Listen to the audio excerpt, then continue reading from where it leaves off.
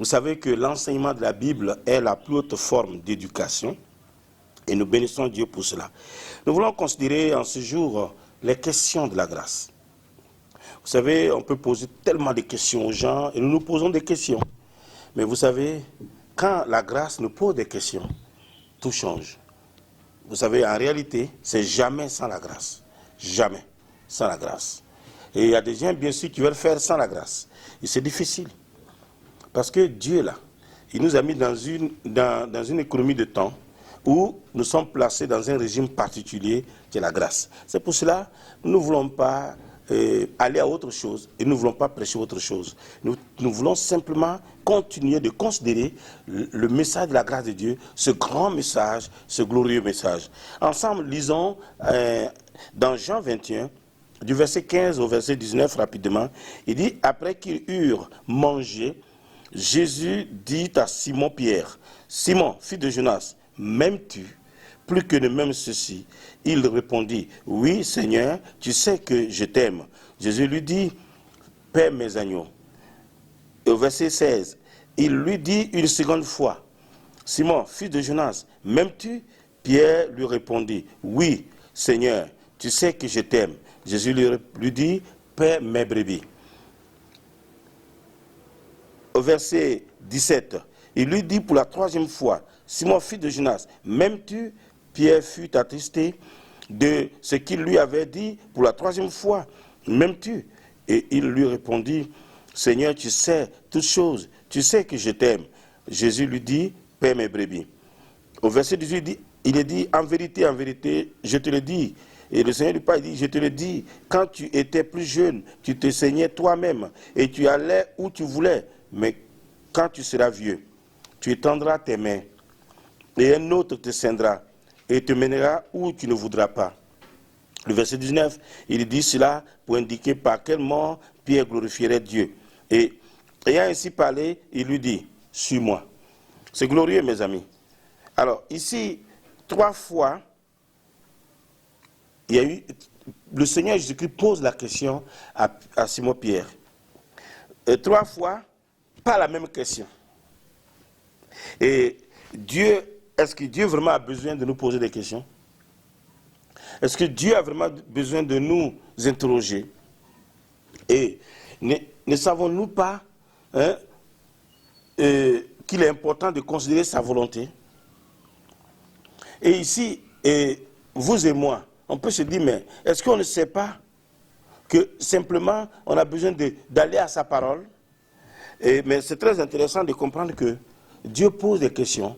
Et les questions que Dieu nous pose parfois, c'est juste pour nous amener plus loin dans notre marche avec lui.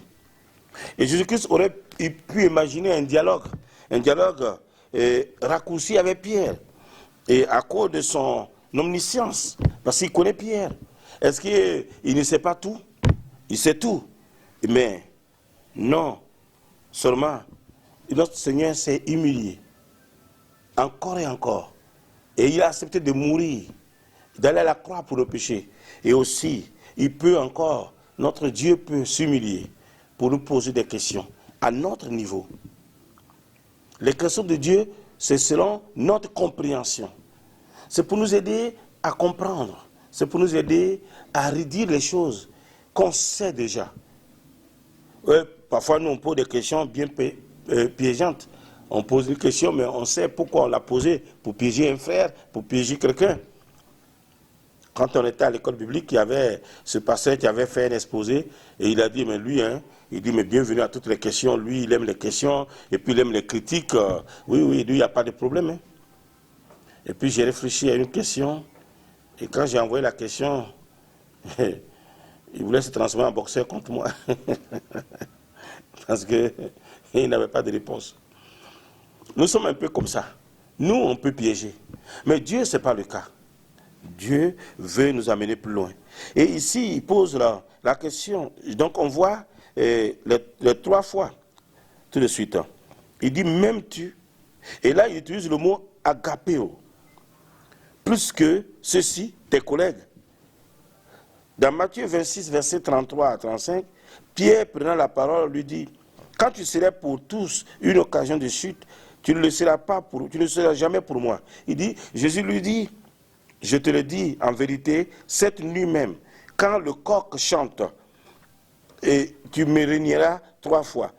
Verset 35, Pierre lui répondit, quand il me faudra mourir avec toi, je ne te réunirai pas. Et tous les disciples dirent la même chose. Donc c'était la première fois. La deuxième fois, m'aimes-tu? Le Seigneur utilise toujours le mot agapéo. Il dit, là, juste entre toi et moi, est-ce que tu m'aimes? Agapéo. Et donc, selon les standards relationnels que tu as mis entre toi et moi, et entre toi-même et sur toi-même, et entre toi et moi, alors, je te pose la question, réponds-moi. Et on voit Pierre. Simon Pierre ne peut pas répondre comme il faut. Il répond encore avec une autre façon. Et la troisième fois, le Seigneur dit, m'aimes-tu? Et là, le Seigneur utilise le mot philéo. Et c'est d'ailleurs même Pierre répondait par philéo. Il répondait par philéo. Il dit, m'aimes-tu? Et Pierre répond, je te philéo. Même tout agapéo, il dit, je te philéo. Même tout agapéo, il dit, je te philéo. Et jusqu'à la troisième fois, le Seigneur dit, m'aimes-tu philéo? Juste comme l'ami que je suis pour toi. Est-ce que tu m'aimes juste comme l'ami que je suis pour toi? Vous voyez, c'est formidable. Et dans Proverbe 17, il est dit, l'ami aime en tout temps. Et dans le malheur, il se montre un frère. Et là, le Seigneur est en train de parler au niveau de Pierre. Il dit, est-ce que tu m'aimes, Philéo? Juste comme ami. Et Pierre va être intrigué. Il dit, mais Seigneur, tu sais toutes choses. Tu sais que je t'aime. Il dit, je t'aime, Philéo. Lui répond 3 fois par Philéo. Et c'est vraiment intéressant. Regardez ici les questions de la grâce. Il n'y a pas de confusion. Il n'y a pas de violence. Les réponses peuvent venir de travers, mais la réponse est toujours une réponse que le Seigneur va considérer par sa question de grâce. C'est une question de grâce qui est posée, et peu importe les réponses, la question de grâce reste la question de grâce. Et Dieu continue par recevoir par la grâce. Et c'est pour cela que Dieu a continué de vous poser des questions dans beaucoup de choses que nous entreprenons. Et il va nous poser des questions. Il nous pose des questions pour nous donner une plus grande révélation. Mais ces questions sont des questions de grâce. Jamais pour nous perturber, jamais pour nous malmener, jamais pour nous mettre dans la confusion. Mais des questions de grâce et de grâce. Que Dieu vous bénisse.